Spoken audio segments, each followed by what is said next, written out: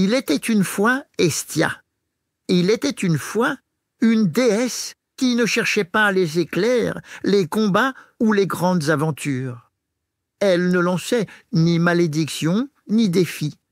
Elle ne se battait pas non plus pour être la plus belle ni pour obtenir un trône.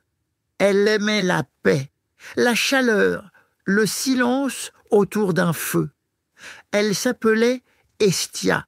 Elle était la déesse du foyer, de la maison et de la famille. Comme Zeus, Héra, Poséidon, Hadès et Déméter, Hestia était l'un des enfants de Cronos et Rhéa.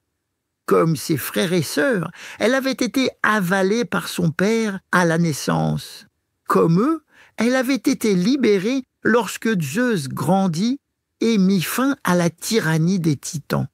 Mais Hestia, au lieu de se disputer pour un royaume ou une arme magique, fit un autre choix.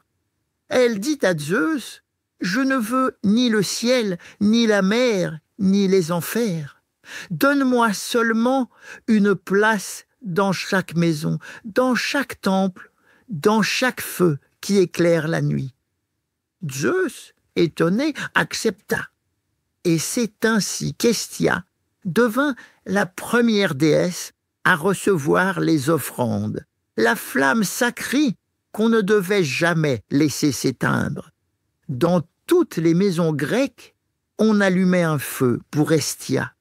Dans chaque cité, on gardait un foyer commun en son honneur, pour rappeler que, sans le feu, la vie ne tient pas longtemps.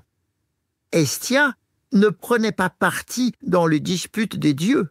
Quand Apollon et Poséidon lui demandèrent sa main, elle refusa poliment.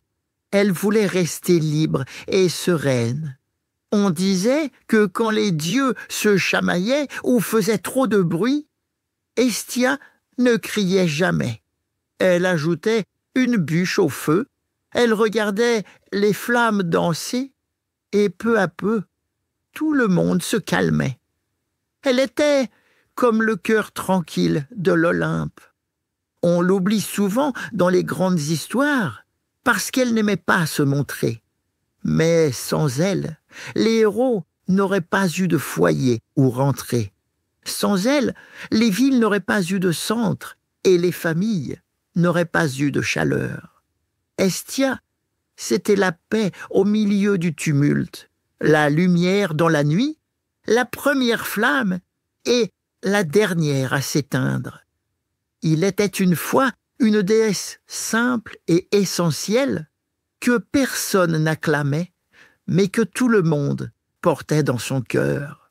On l'appelait Hestia, gardienne du feu et des foyers.